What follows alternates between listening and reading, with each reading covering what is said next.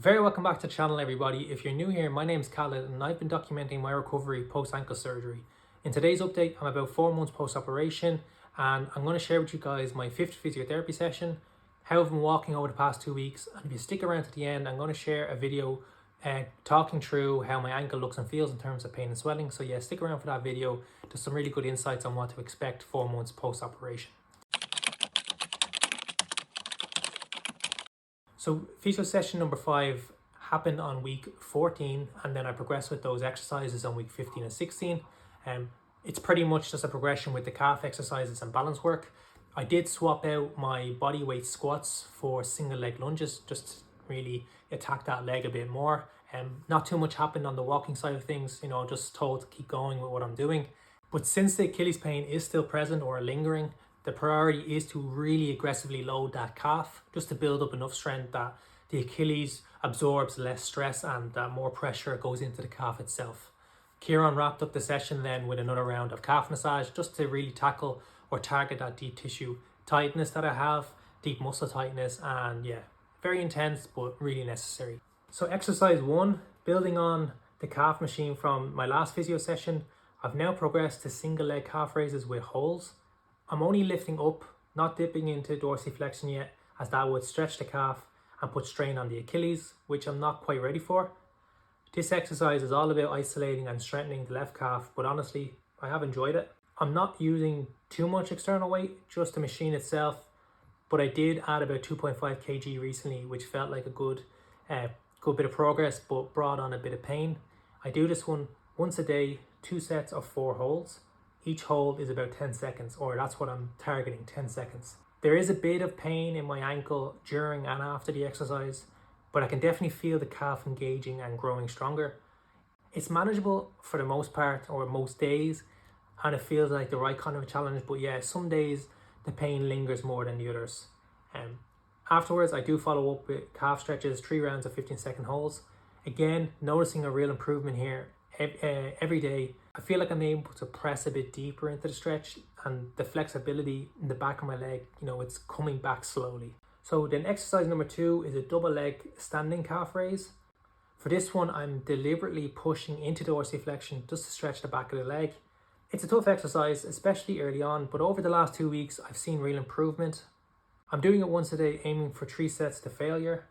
When I started, I could only manage about 10 to 12 reps per set, and then my calf would completely fail and give in. But now on week 16, I can hit about 20 to 30 reps, and the pain is reduced to around maybe 2 or 3 out of 10, which feels like really good progress. Exercise number 3 here. This one's been really tough, to be honest. Single leg balance work on my left foot, now with my eyes closed. I'm building from last week's drill. I've been trying to level up, but honestly, I haven't seen much progress over the last 2 weeks. Even starting with my eyes open, I can barely hold for more than 3 or 4 seconds without losing stability. So you can see in these videos, I'm clearly not able to keep myself stable. What is interesting, or what I have noticed, is that the more I do, the better I get. Almost like, blood's pumping into the ankle, into the tendon, into the ligaments, and everything's able to work a bit better. But it's the same pattern every single time that, I would do my reps, and then I'll do it later on in the day, and I'm in the same position that I need to warm up nearly to be able to hold for more than 5 seconds. I'm guessing it's to do with my tendons not being fully repaired yet. The proprioception still feels off.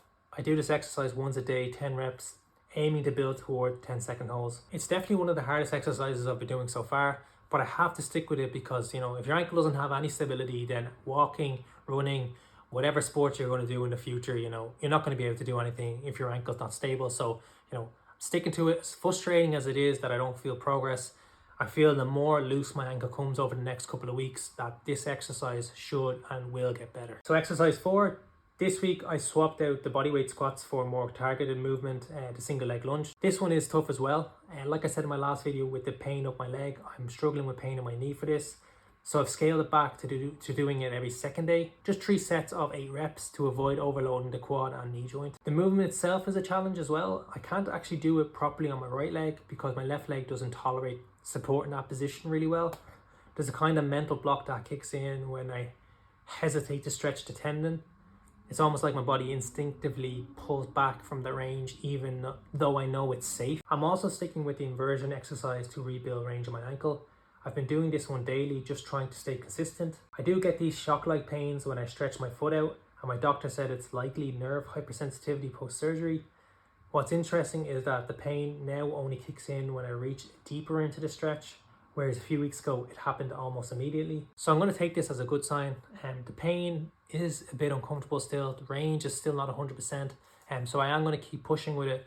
As cumbersome as it is of a rehab exercise, you know, doing it as much as you can per day, it's hard to stay motivated to do it, but I'm just comparing my right leg to my left leg every time I do it to see what range difference is there, just to try to help myself stay motivated so that I can get as close to that full range again as soon as possible. On top of those exercises, I've also added in some leg work to intentionally try load my leg again to build up strength and remove some of that weakness in my left leg. I've added in the leg press and I've progressed with this really well. I'm adding more weights without any pain in my ankle, which is for me a great win, great progress, up to about 50 kgs on the weights, and doing about 3 to 4 sets to about 8 to 10 reps every second day. So yeah, it's a really good win. Also doing hamstring curls, have a bit of pain in my left leg, left knee specifically when I do these curls. And also, as you can see in this video, I've added in the leg extension, and you can see how much my leg is shaking. My left leg is shaking down to weakness, so there's a long way to go to build up strength in that left leg again. So on to walking now. To be honest, not a lot has changed over the last 2 weeks, but I am getting around quicker for the most part, and my pace has picked up noticeably in the gym when I'm walking between exercises, and also people have been telling me they notice a positive change. On top of that, you know, I've been able to go on walks on my breaks from work, which has been helping me mentally. I videoed myself here walking at a decent pace the other day, which is again really good, and also going down the stairs, you know, at a quicker pace, as you can see in this video.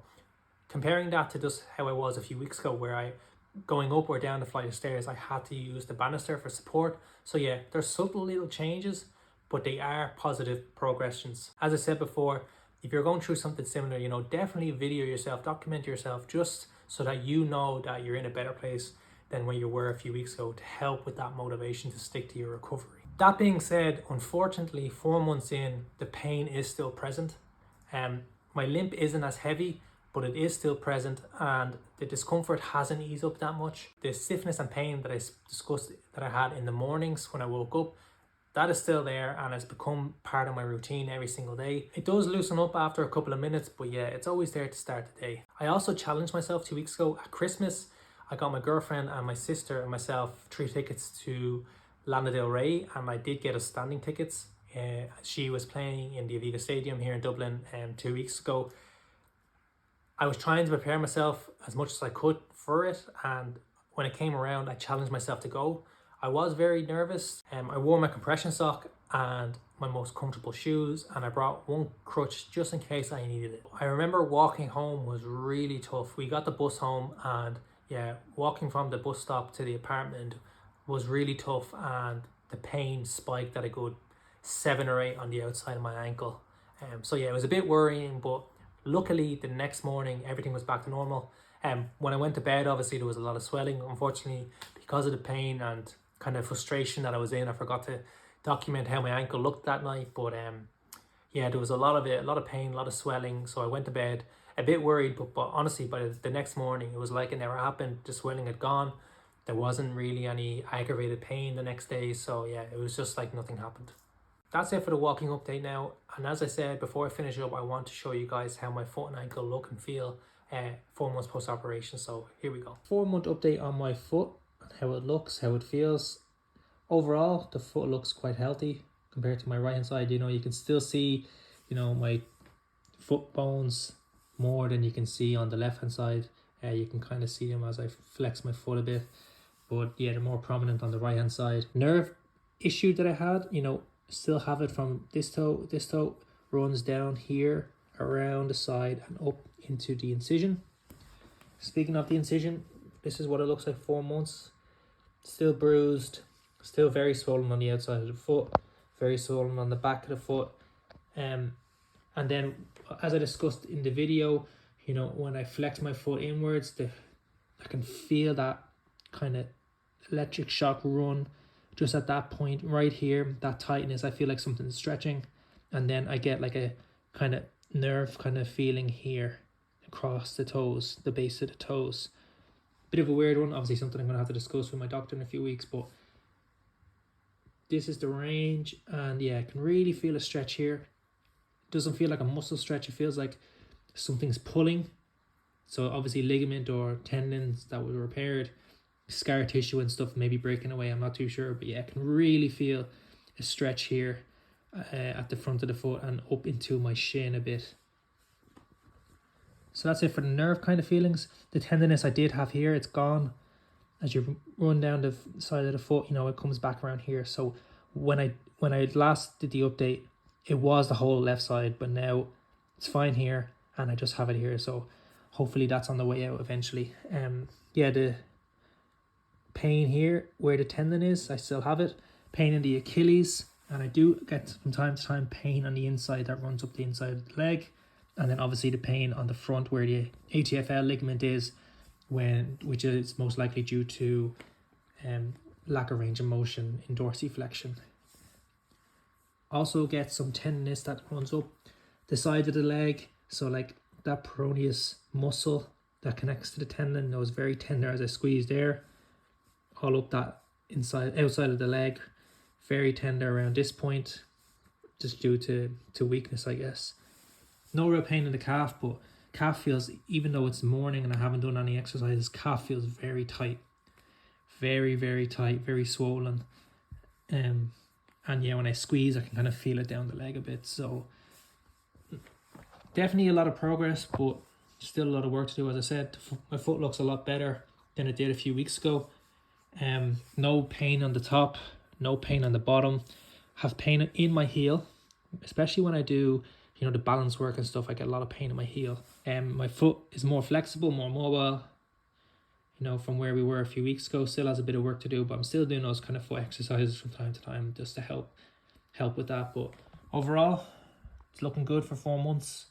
But I guess it'll probably be another 4 before, you know, this swelling goes down, because like when you compare the insides, you can see this bone a lot more on the left, the back of the ankle. So you can really see the Achilles on the right hand side compared to my left, very swollen still. And again, I haven't done any exercising this morning. I've actually been working, so a lot of swelling there.